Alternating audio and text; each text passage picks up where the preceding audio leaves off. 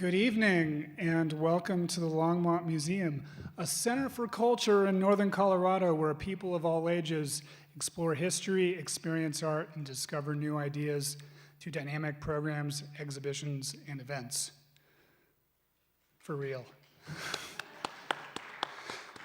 My name's Justin Veach. I'm the manager of the Stewart Auditorium and I curate public programs for the museum. Tonight's program is part of our Thursday Nights at the Museum series. We titled it that because it happens every Thursday night at the museum. And every Thursday night we offer you a little special something, whether it's a talk between two amazing scientists, a film from the Boulder International Film Festival, a performance, poetry reading, you name it. It's a veritable potpourri of cultural delight, is how I like to think of it. I'd like to thank all the folks who make these programs possible, the Scientific and Cultural Facilities District, the Stewart Family Foundation, the Friends of the Longmont Museum, our many museum donors, and our museum members. I kind of think I see some museum members out there tonight. Do I? Any museum members with us? Hey, thank you. We simply can't do all that we do without you, so thanks. Tonight's program is part of a collaboration, an ongoing collaboration with the National Center for Atmospheric Research, otherwise known as NCAR, and their Explorer series. The Earth system is interconnected, and the water cycle is one important connection that scientists study. A changing climate can affect precipitation patterns, which in turn can impact agriculture and society. But did you know that how we manage our land also has dramatic impacts on our climate system? In this Explorer Series conversation, discover the connections between plants, the water cycle, and our changing climate, and opportunities to get involved. With us this evening, leading this conversation is Dr. Danica Lombardozzi. She's a project scientist in the Climate and Global Dynamics Laboratory at NCAR. She is a global change ecologist and co-founder of Boulder's Ozone Gardens, which includes the garden at NCAR's Mesa Lab main entrance, if you've ever been up there. Lombardozzi's work uses a combination of ecological observations and global scale models to investigate how terrestrial ecosystems are changing in response to human activities. As a scientist at NCAR, Lombardozzi works on improving the ecological processes represented in computational Earth system models and understanding the uncertainty in simulated carbon cycle projections. Did you get all that? She also studies how to best manage our ecosystems to maintain food and fiber availability in the future while minimizing the contributions to climate change. She received her Bachelor of Science in Environmental Science with a minor in music, of course, at Colorado College, and her PhD from Cornell in Ecology and Evolutionary Biology. She is a founder of the Ozone Pollution Education Network and leads the citizen science data collection at Ozone Bioindicator Gardens within this network. Joining her this evening is Dr. Adriana Bailey, an atmospheric scientist in the Earth Observing Laboratory. She works at the NCAR Research Aviation Facility as well. Her research focuses on understanding the processes that control humidity, cloudiness, and precipitation. She also studies how variations in the Earth's climate affect moisture transport, how efficiently clouds form precipitation, and how moisture mixes between different layers of our atmosphere. As part of the RAF, Bailey supports measurements of water isotope ratios and airborne measurements of winds and turbulence. Her water isotopic instrument is requestable as part of the National Science Foundation's Lower Atmosphere Observing Facilities. Prior to becoming an atmospheric scientist, she worked as a science news writer for the University of Colorado and NOAA's Cooperative Institute for Research in Environmental Sciences. She credits writing about science, which requires asking lots and lots of questions, for stoking her interest in scientific inquiry and for giving her the confidence to embrace what she doesn't understand. Bailey is also working to inspire young girls to pursue careers in STEM as an if-then ambassador with the American Association for the Advancement of Science. Through this ambassadorship, her work was recently featured on the CBS television show Mission Unstoppable. Ladies and gentlemen, please welcome Dr. Danica Lombardozzi and Dr. Adriana Bailey to the Longmont Museum.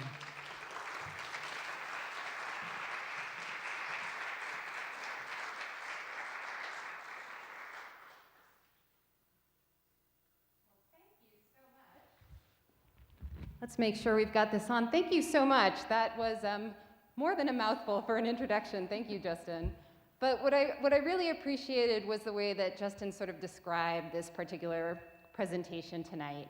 Right? When I read a title like this one and see a photo like the one that's up there, I have a very particular mental image in mind, and maybe you do too. For me, that image goes something like, if we expect climate to change, we're going to expect changes to our water cycle, changes to precipitation patterns. And those changing precipitation patterns are likely to affect plants, how well they grow, and also crops, our agricultural output. But that's actually not the story we're going to be telling tonight.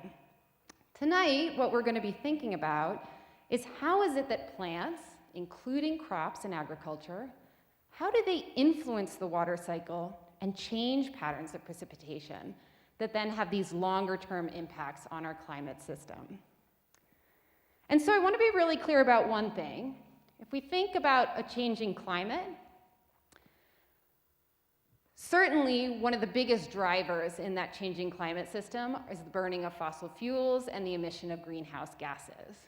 And that's causing global temperatures to increase. As we can see in this plot from NOAA, we're looking at temperatures increasing over the 20th century. Those increases in temperature, we expect to have implications for the water cycle, changing patterns of rain, changing flooding, changing drought.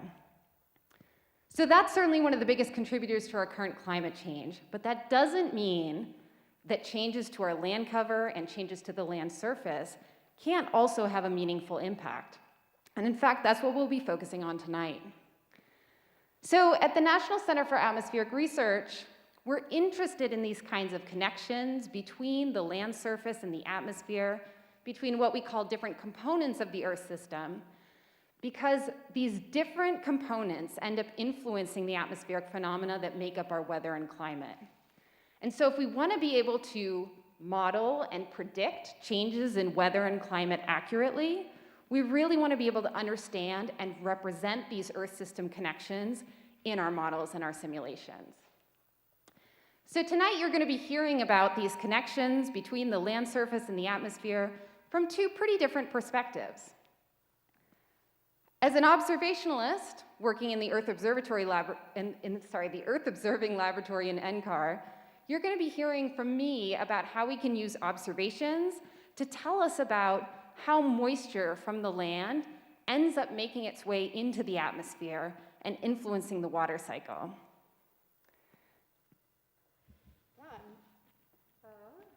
I guess, there we go. You'll also hear from me. My name is Danica Lombardozzi, and you'll hear from me about my work looking at how plants influence climate using global scale models. So, in today's talk, we're gonna address 4 questions. The first is, how does water connect plants and the atmosphere? The second is, do plants cause their own rain? The third question is, can agriculture change water in the atmosphere?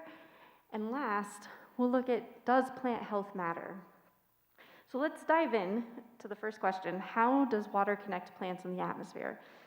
And perhaps this is familiar to you, but plants need water in order to grow, and water comes in different forms. It comes in rain, it comes in fog, it comes in irrigation water. But the fact is that all plants need water to grow.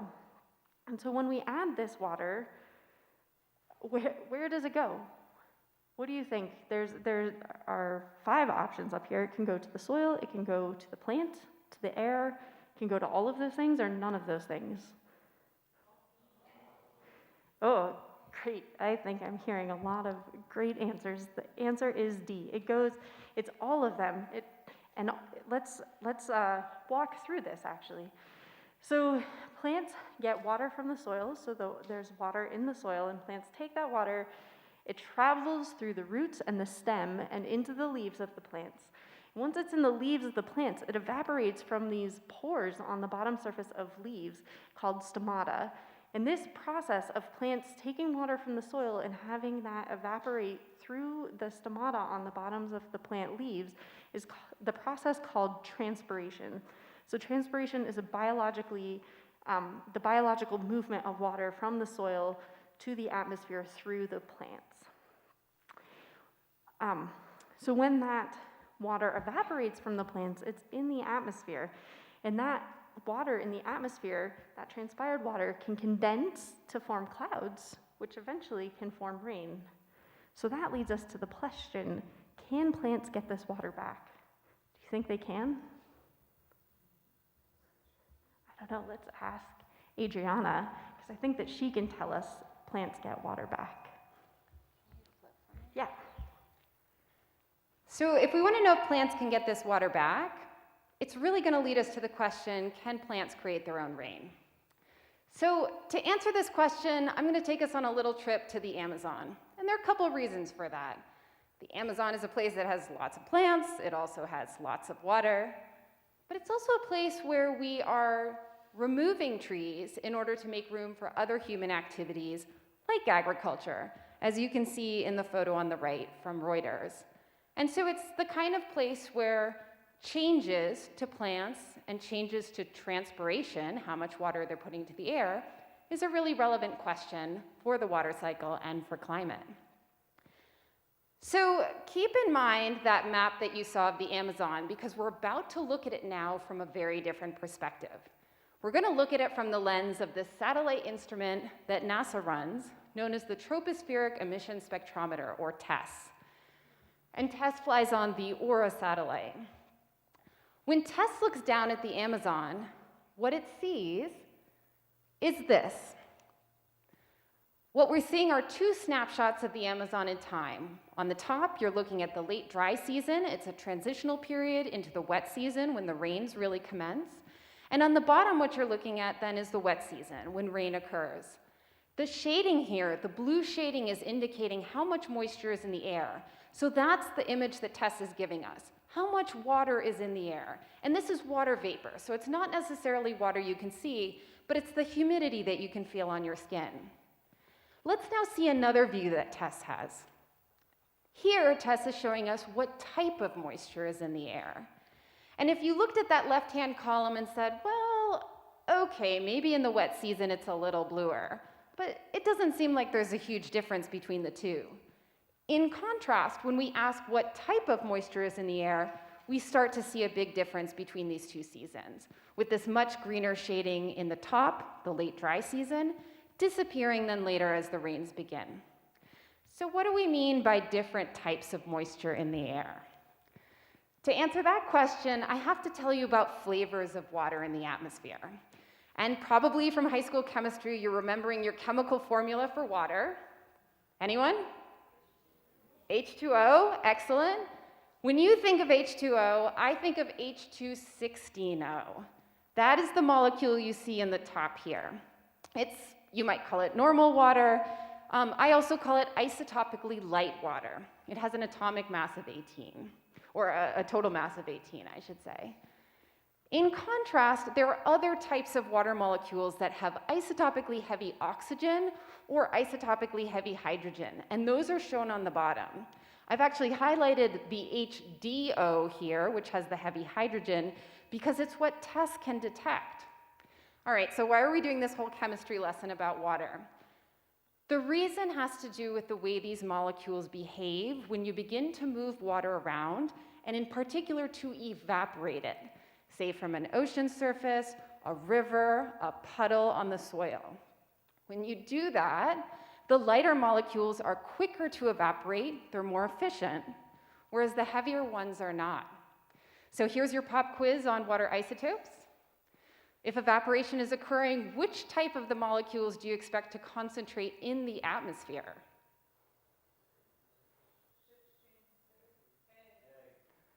All right, the isotopically light water molecule. And the next slide will show us, again, will give us more of a visual demonstration. When you have evaporation, again, from something like the ocean or even from the land surface, that evaporation will favor the light water. All right, we were talking about transpiration before, so why are we focusing here on evaporation? This is really the key message. When plants move water into the atmosphere through transpiration, they don't discriminate between the water molecules. And so they put a lot more of the heavy H2O into the air compared to an evaporation process.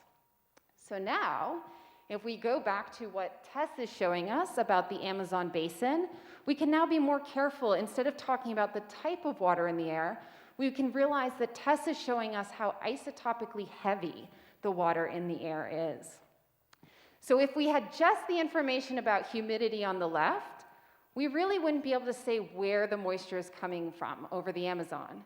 But now when we add the column on the right, which tells us how isotopically heavy the moisture is, we can see that at the end of the dry season, the plants are actually pumping a lot of water through transpiration into the air, preconditioning that atmosphere for convection, which then sustains precipitation into the wet season. So the take-home message is that the trees themselves are triggering their own rain. They're triggering their own wet season. One of the things that we're trying to figure out now, this is work that I'm doing with colleagues at Department of Energy and also NASA JPL, is we're trying to understand whether there are certain places in the Amazon where this transpired water through plants matters more for the water cycle and matters more for precipitation. This is a view of the Amazon from a slightly different instrument. It's a sister instrument called AIRS. And this isotopic information here has been color-coded to show you where locally transpired water matters more. So in this case, in the wet season, we're seeing a lot of these blues and purples, which are on the far left side of our color bar. That means that we're not seeing a lot of locally transpired water. The Amazon is depending on remote water from the ocean to get its rain. However, when we look at the dry season, we have a very different picture. In this case, we're seeing locally transpired water matters a lot for the water cycle and for precipitation, particularly in the southern parts of the Amazon basin. And I'm curious whether this area for anyone resonates as a geographically significant area.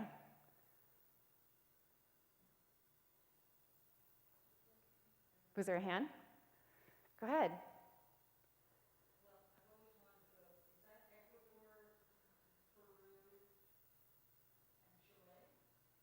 And quite a bit of Brazil in the box itself.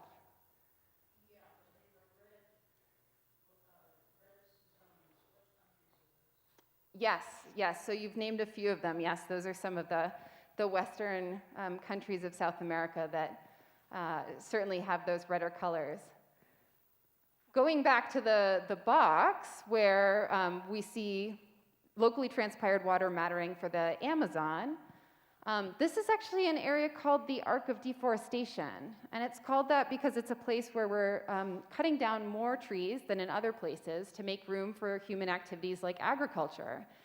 And I know this isn't exactly a colorblind friendly map this is from a NASA MODIS, which is another satellite instrument, but the red area, what's called the forested area, this is the area mostly with trees. And the green to the southeast, these are grasses and shrublands, so more herbaceous cover. And you can tell this arc of deforestation by these green patches that are entering into the forested area. So in essence, we're actually doing a lot of the cutting of trees precisely in the places where the water from trees is important for the water cycle.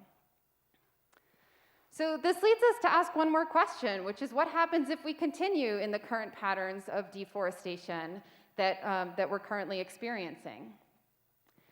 And at least one projection from a fairly simple, more idealized model that was published in Nature is that we're likely to see fairly significant decreases in rainfall. So here on the left, you see projections of rainfall decreasing as a percentage during the wet season, and then on the right, you're seeing those projected decreases during the dry season. And what's really impressive, you'll notice that the axes, the color bar, actually changes. In the wet season, some of those deep reds or browns indicate a 20% reduction in rainfall. In the dry season, up to 40%. And notice again that this is along that southern part of the Amazon basin where we're currently doing most of the deforestation. So, you know, I love to give this example of the Amazon because it's a place where there's lots of trees and it's easy to detect the transpiration signal, but it only gives us really one picture of what happens when you change land cover or land type and how that affects the water cycle. Yeah, that's right. The impacts of changes in the landscape on the water cycle really varies by region. And so if you take a look at this picture of Palisade, Colorado, what you see is this lush green landscape in the foreground, and then you can see those drier cliffs in the background. And in this particular region, it's a really, really dry region, so we don't have a lot of trees that grow naturally in this region. And then what we've done here in Palisade is we've added agriculture. And so for plants to grow here, we have to water them quite a bit. And so that watering or changing of the landscape can have large impacts. And so this is where I want to shift into thinking about, can agriculture change water in the atmosphere? And so we just heard about how trees can trigger their own wet season. I imagine that agriculture probably does change water in the atmosphere. But to start, I want to go back to this sort of slide thinking about evaporation and transpiration. And so Adriana just talked a lot about how isotopes and isotopic observations can help us partition between evaporation and transpiration that gives us an understanding of the biological component of those changes in the water cycle.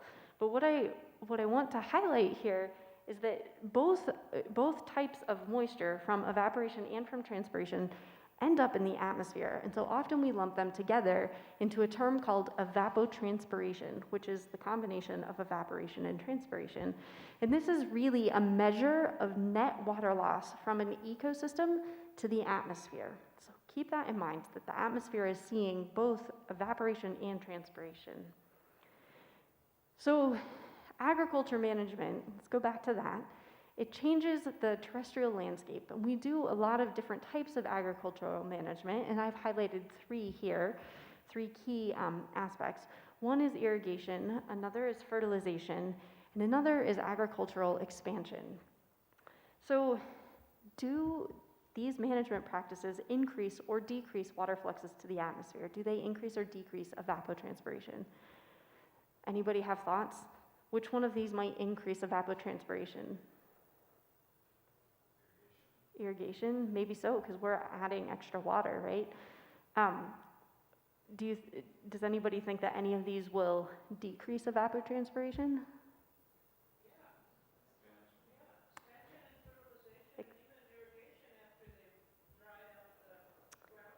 Yeah, it's all of those things are possibilities. So I'm just going to highlight that we can experiment and ask these questions using this tool of a virtual Earth. And a virtual Earth is where we take mathematical equations and what we know about the Earth and translate that into mathematical equations that we can then run on supercomputers to better understand what is happening to our Earth. And this allows us to do experiments without actually changing the Earth. And so that gives us a better indication of how processes might be changing. And sure, models are not perfect. They don't have all the right answers. They're missing processes, but they are a really, really useful tool in understanding what is happening on our planet, both from a historical perspective and a future perspective, what might happen in the future. Okay, yeah, is that okay with you? Okay. Yep. Ooh, it's extra loud. Yeah, sorry, I know some people have small children at home, and so we want to be extra careful.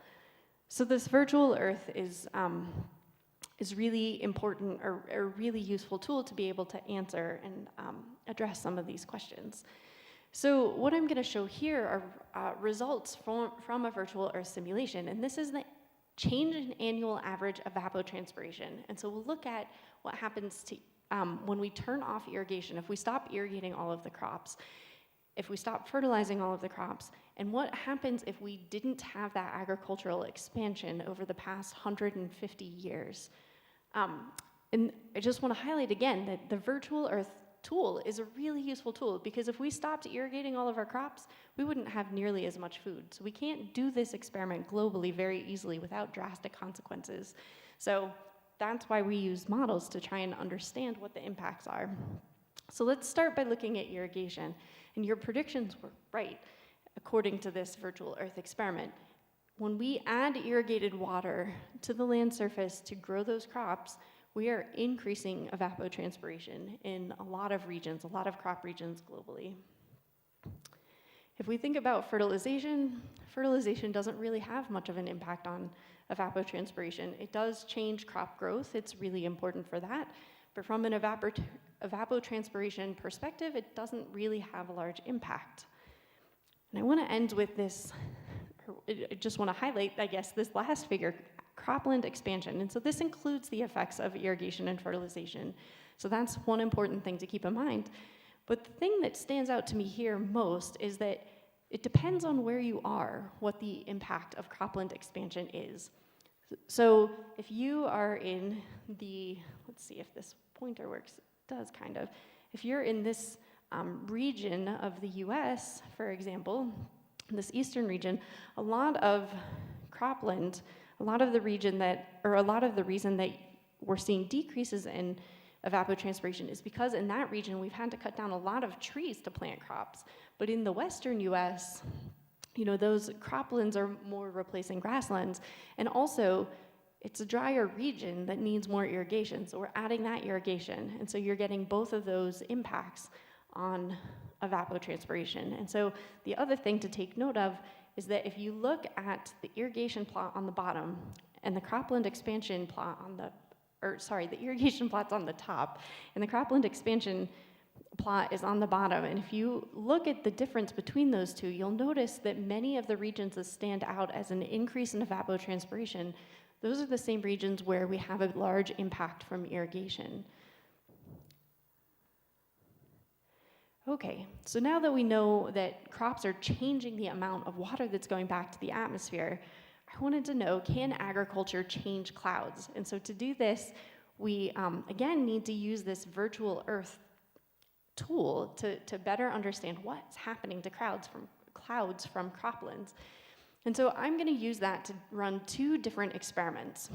One is where in all cropped regions of the world, crops are managed, they're irrigated, they're fertilized, they're planted, they're harvested. And then another virtual planet experiment is in all of those crop regions that we have today, let's plant grasses and see what happens. So grasses are similar to crops in terms of their height, but they're not irrigated, they're not fertilized, they're not planted or harvested. They just happen to be growing you know, in those same regions. So we are not changing the distribution of crops in this virtual experiment. We're just changing the types of plants that are growing in croplands. They're either managed crops or they're natural grasslands. So what do you think happens to clouds? Let's start with transpiration. So what we can see here, remember the transpiration is that biological pump from the roots of the plants back into the atmosphere, through the leaves and back into the atmosphere. And what this figure is showing is that all of those blue-green colors are where crops increase transpiration compared to grasses. And all of the brown colors are where crops decrease transpiration. And I want to highlight this, this crop belt right here, this crop region in the US. And what you notice is that there is an increase in transpiration in crops compared to grasslands. And that's in part because crops are more productive, and so they're using more water during the growing season. So if we are increasing transpiration, what do you think happens to clouds?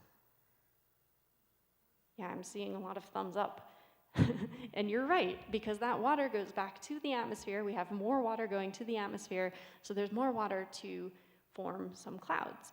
And so crops increase cloud cover through that increase in transpiration.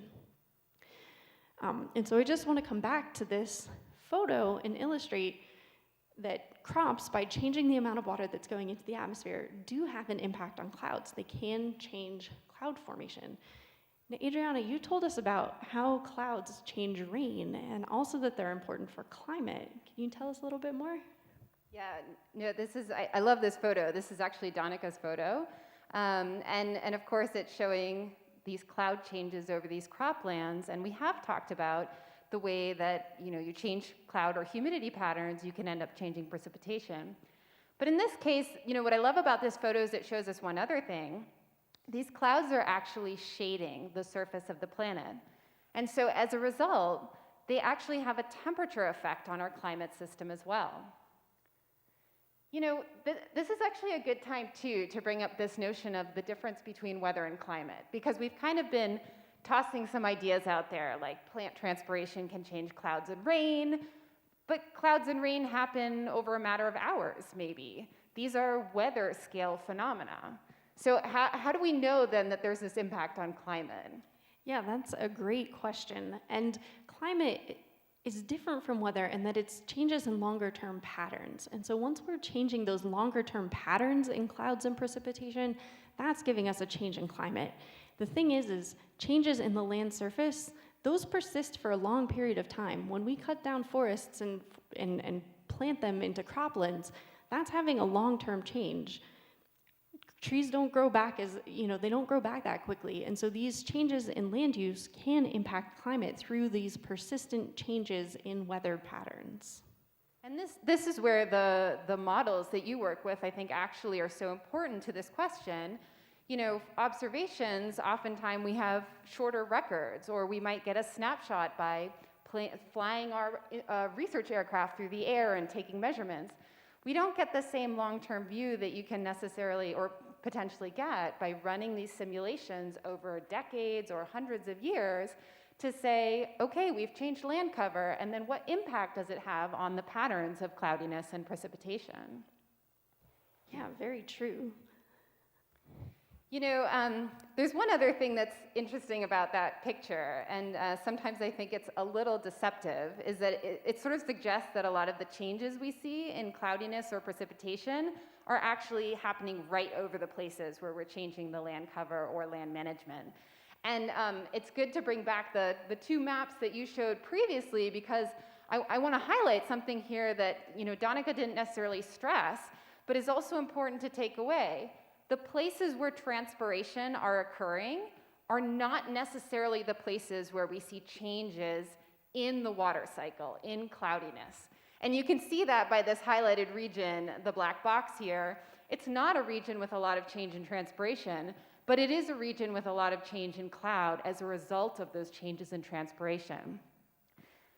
So what this tells us is that when you change the water cycle in one place, it can really have significant impacts downstream. And the reason for that is that water is very good at connecting climatically different places across the globe. We have an image of this. It's actually from another NASA simulation, which shows us really in this very visual way how water connects places on the Earth. These are clouds swirling across the planet, but those clouds are moisture, right? And so if you look at a place like the Amazon in South America, you can start to see those plumes of cloudiness reaching other places, sometimes as far as the mid-latitudes. Now turn your attention to North America. Here we can see cloud swirls making their way across the Atlantic and even up north into the polar regions. So again, when we change the water cycle in one place, it's one way that you can have a very significant impact on climates in other regions.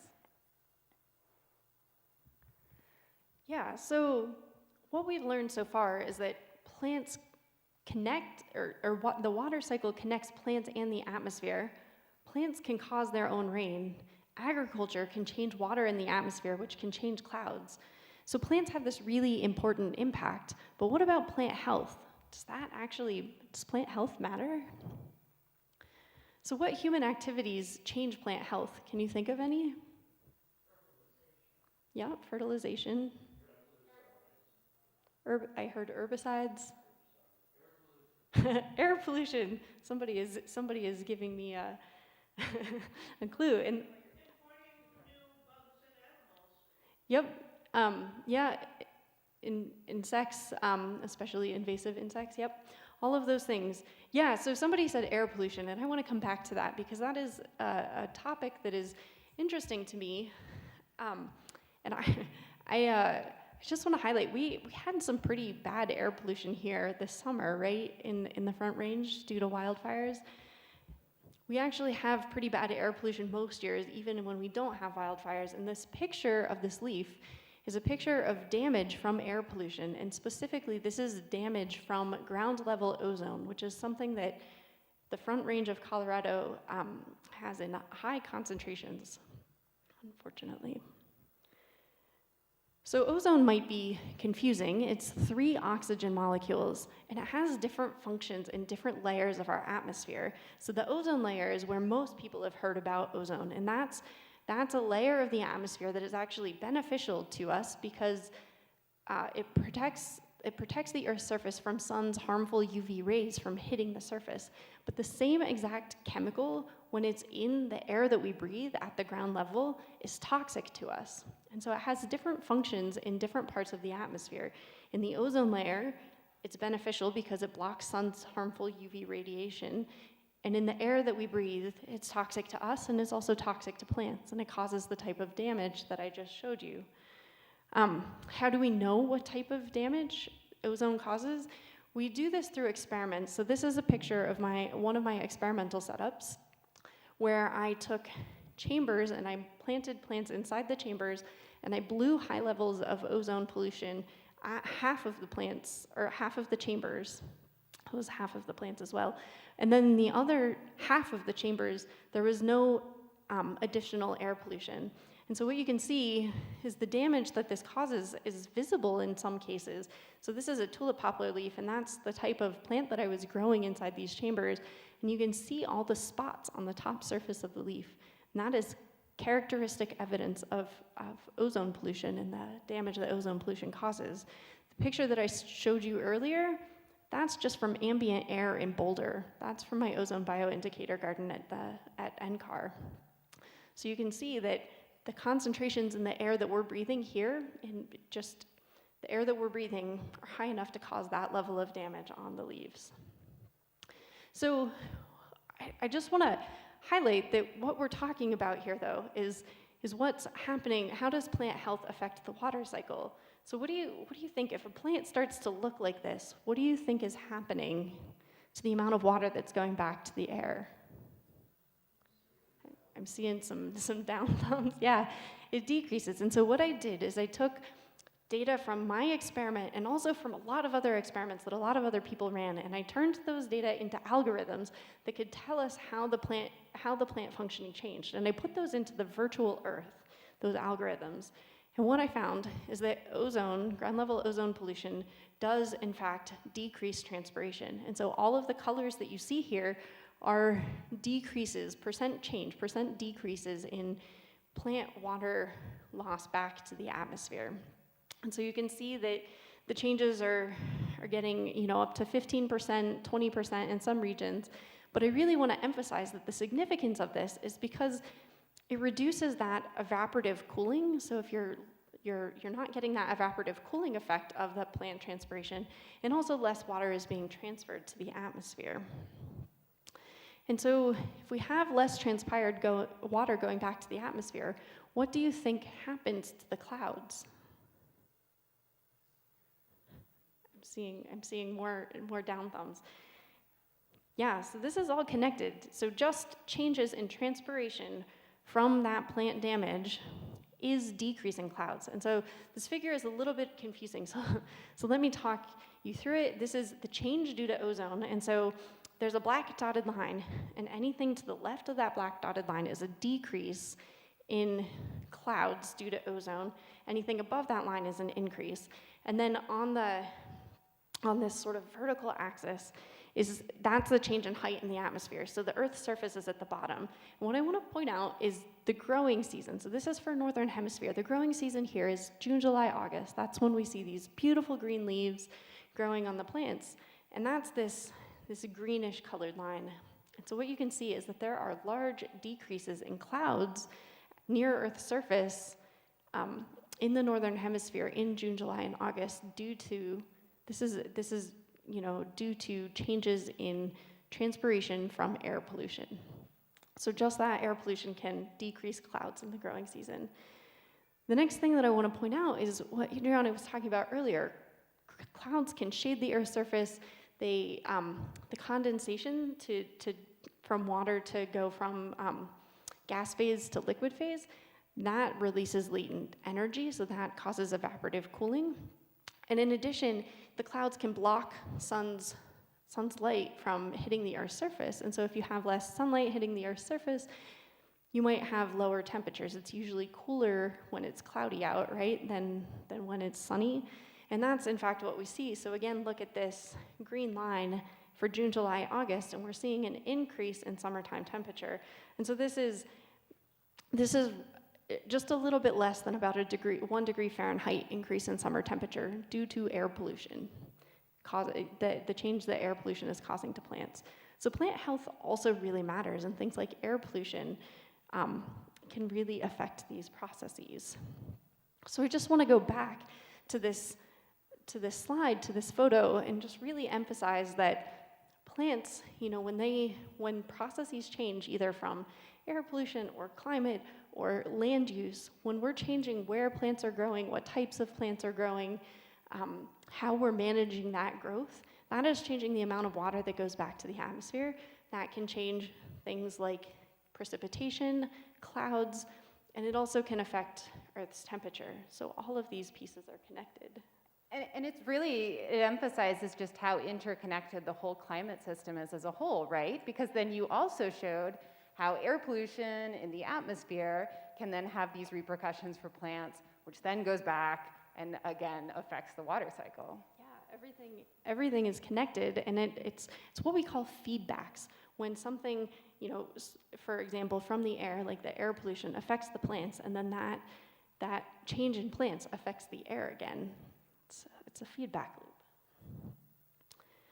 So I just want to go back to our 4 questions, because we've answered these 4 questions now, or we've answered parts of these questions.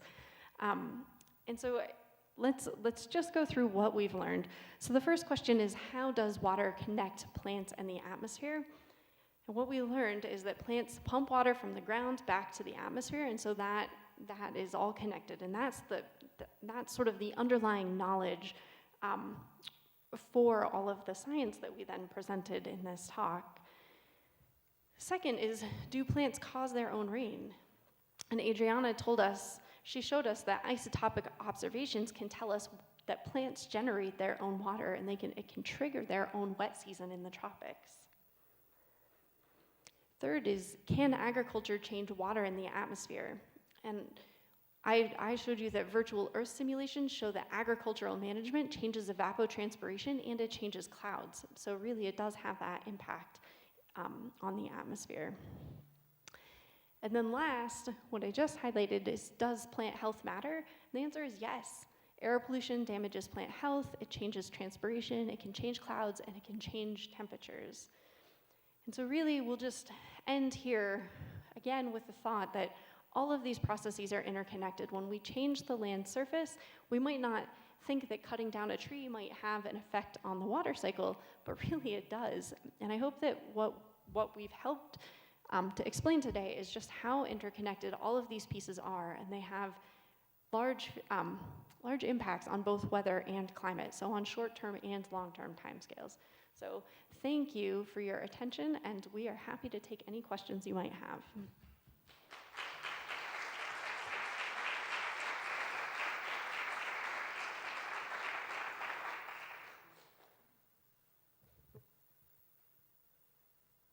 Just a reminder, please do wait for the microphone to get to you.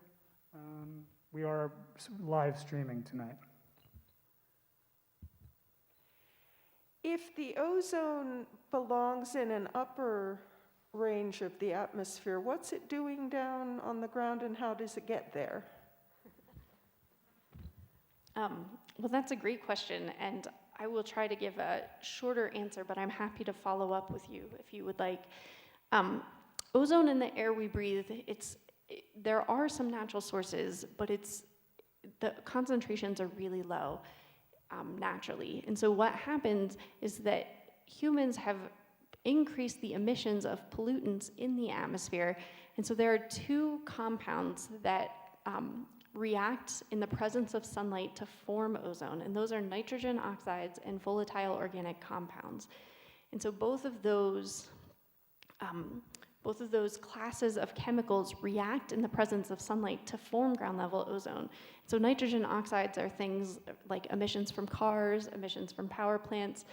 Volatile organic compounds they also can come from cars and power plants, but they're things like the smell of gasoline is a volatile organic compound. They also come from trees, so there are natural sources of both of these things. But humans have really dramatically increased the concentrations that are in our atmosphere. In the Front Range of Colorado, cars are a big source, and also methane is a volatile organic compound. And you might remember that methane is effectively it's natural gas, and so the natural gas fracking that we're doing when there are leaks from the natural gas mining, that can actually also contribute to ground level ozone formation. And I should emphasize again that this is what we call a secondary compound, so it's formed in the air. So it's not, again, Adriana told us about transport of water. It's the same thing for air pollution. Air pollution is transported, and so when these emissions go into the atmosphere, they're transported and the ozone forms usually downwind of the source. So.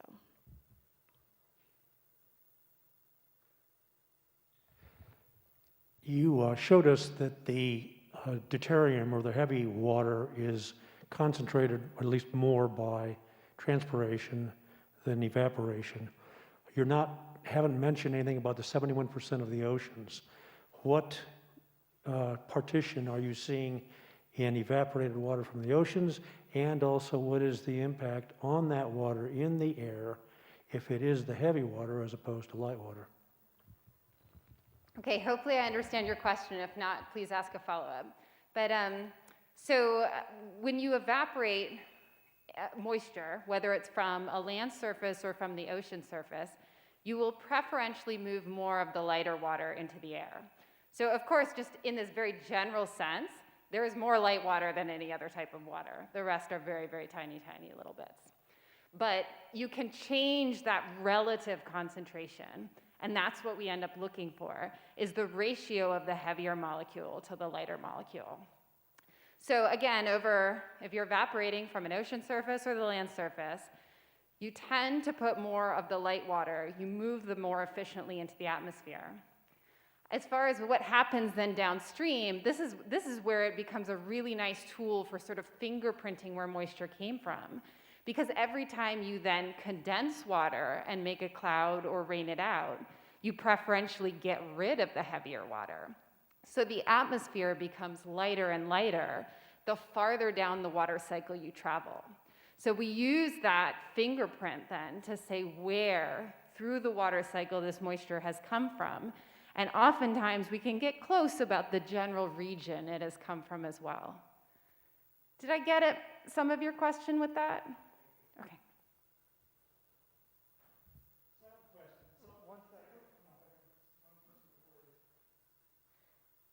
So going specifically to Colorado, with our fires that we've had the last couple of years and the pine bark beetle, we have substantially decreased our transpiration. So we are in essence creating more drought situations for us by these two situations. Yeah, that is very likely the case, and it's not. Maybe that's something that we could measure with isotopes, actually. But we, I don't know of any. I haven't specifically looked at that, but that it's a great thought because it is very likely true, and that's a hypothesis that we could test. The question was, with fires and with bark beetles in Colorado, we've significantly reduced plant growth and therefore plant transpiration. So did we make ourselves a drier environment? Is that contributing to a drier environment? Really appreciate you guys taking the time to tell us all this. I have one comment followed by a question. This is very contrary to everything I've ever heard about manifest destiny and does rain follow the plow. So I really appreciate this interesting take. And then I'm sure this is a question that probably doesn't have enough data long-term to really warrant an answer, but over the years and centuries, we've put a lot of trees and other things out here in Boulder and the rest of the United States to try and make it look more like the East. Do you have any data that shows how long-term tree growth has maybe impacted these sort of cycles, or you just have information on like theoretical grasslands that we can put in place of these current crops? Yeah, I could start a little bit, and then Donica can correct me, because I feel like this is probably more her area of expertise. One of the challenges we run into, right, is that we're still developing a lot of these tools to study these questions. And so Donica specifically showed simulations that come from these global models, which up until very recently had a pretty pixelated view of a small place like Boulder. Like, for example, Boulder Longmont would not be resolved in a climate simulation. So answering some of those questions, like, you know, if we add a lot of trees to a particular urban area, those are questions that we've had to start developing new tools to even be able to answer. And I think we're getting close. Like, we're getting to places where we're resolving clouds and convections, like storms, individual storms. So I think we're getting really close to be able to answer those with more accuracy. Yeah, that is a great point, and it's very true that we're getting better at trying to understand this, but there's still a lot that we don't know and understand, and it can be really hard to attribute specific processes, and it's part of the reason why we use these models, is because it's easier to turn on and off processes. Sure. Yeah, so I think it's a great point.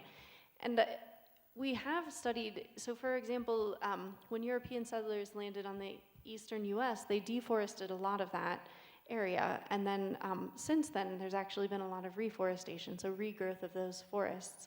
And we have seen that there are changes in precipitation and in the water cycle in those regions. I haven't looked specifically at Boulder. One of the problems with planting trees in dry places, I've seen somebody talk, for example, about the Million Tree Initiative in LA, is that there's not always water to help those trees to grow. And so we have to be careful in thinking about where we are planting trees and how we're going about doing that. And a lot of people want to plant trees to help climate change, but it's not always just an easy answer, easy solution. So we need to be thoughtful about those kinds of things.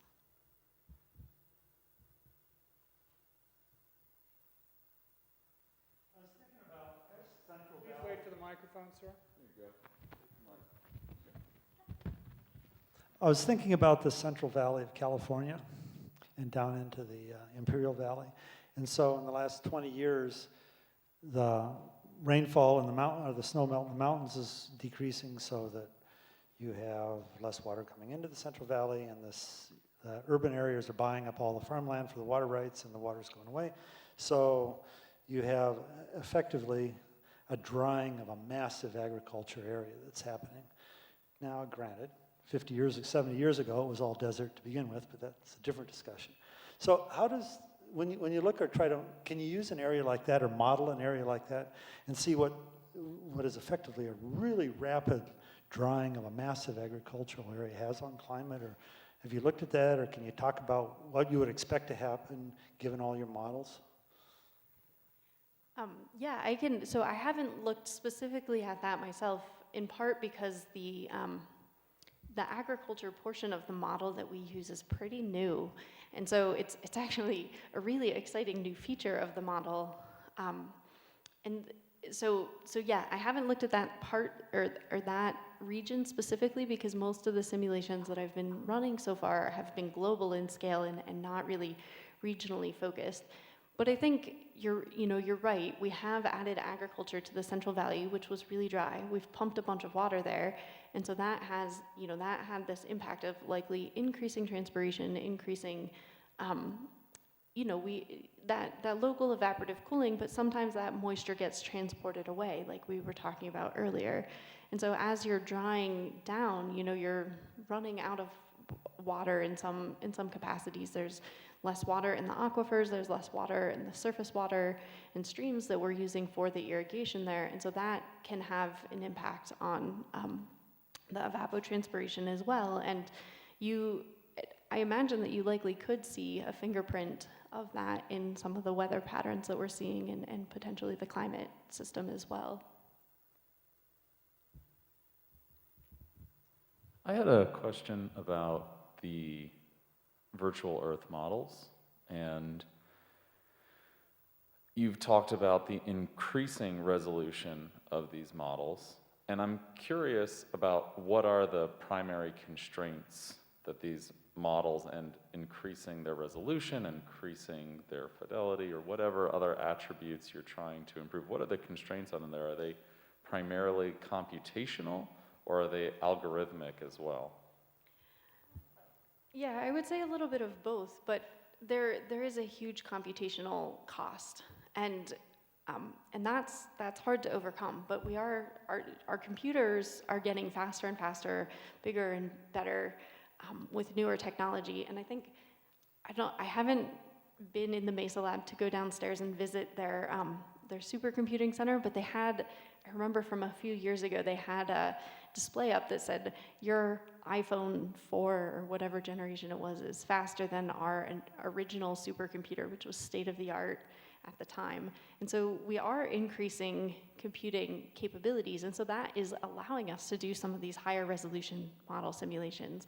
So that is a good thing, but there are some algorithmic components to it, and there's also input data and how, for example, what does the land surface look like, and do we have data to say what plants are growing where, and like what's the resolution of those kinds of data sets as well that go into the model. So it's a little bit of multiple components, but I would say part of the reason why we're making some of these big advances is because of that increase in computational effort.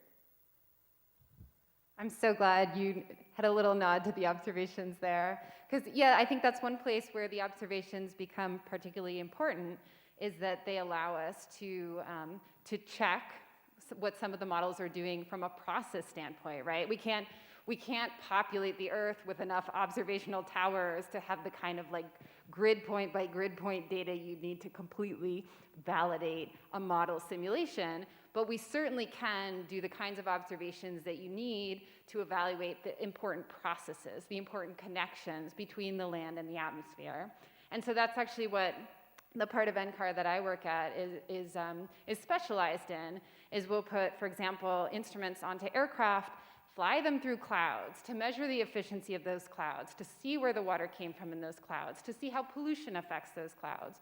Or similarly, we put up towers in certain ecosystems to measure the fluxes of water, what Danica explained was the evapotranspiration, to measure that flux from the land into the atmosphere. I think we have time for about 2 more questions.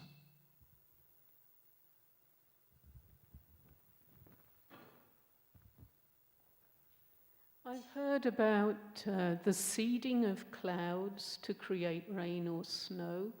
Could you explain what that is exactly and why it's used and what the impact might be?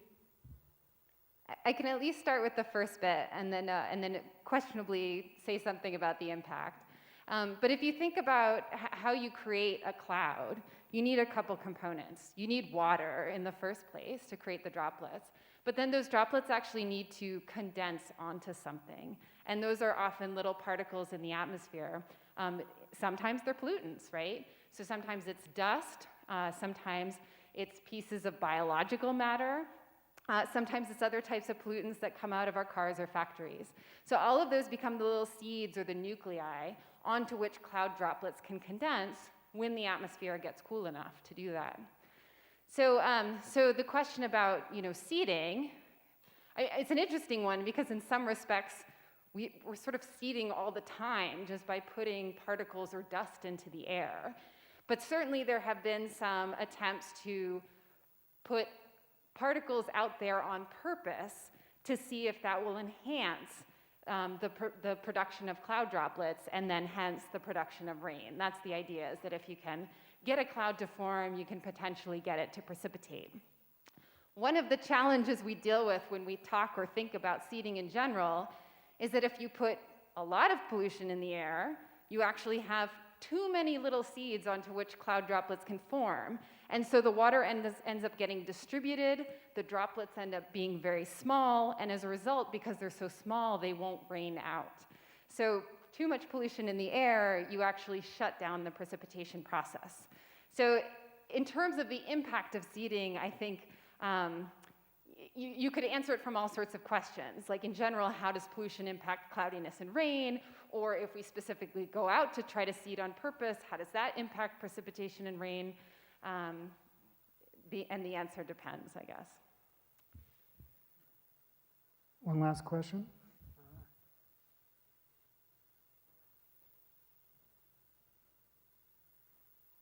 Question is about your mission.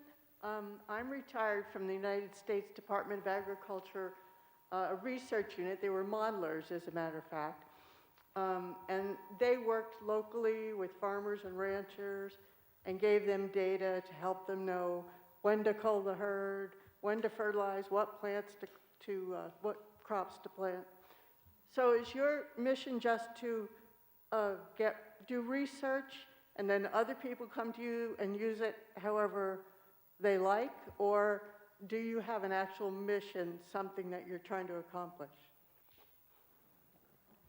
So because we're the National Center for Atmospheric Research under this umbrella of a corporation of universities, one of the primary reasons we do what we do at the National Center is to help support university research and provide research tools to them.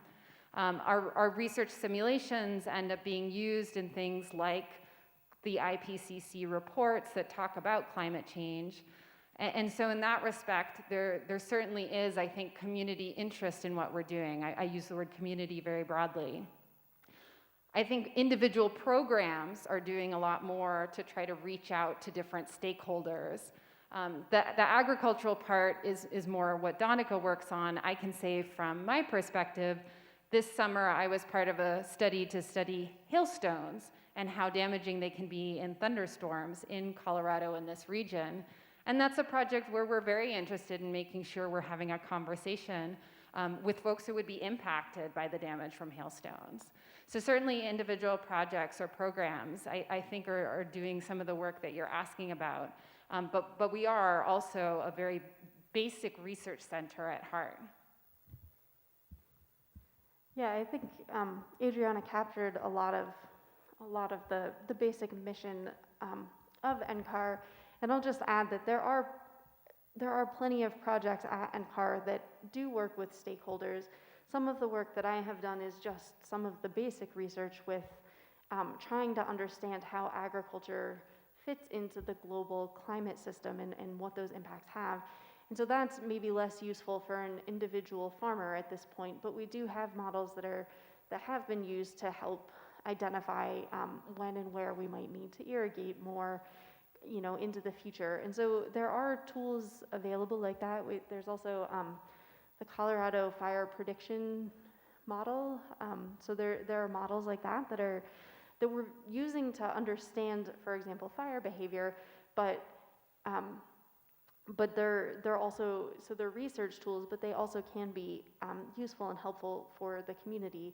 There are online predictions of air pollution, for example. There's an air quality model that NCAR runs, and they have some of those data online as well. So, I think that one of the main missions is to provide research tools for the scientific research community, but it doesn't mean that we don't try to work with stakeholders and work with those groups as well. We do also try and tackle some of those questions to the best of our ability.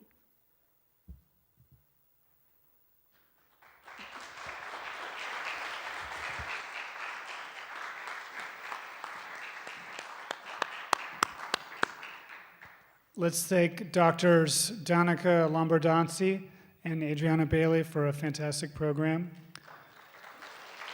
I'd also like to thank the City of Longmont's sustainability program for their support, and of course, NCAR's Explorer Series for their ongoing partnership with us. Look for another Explorer series coming up in the spring. Take care. Be well.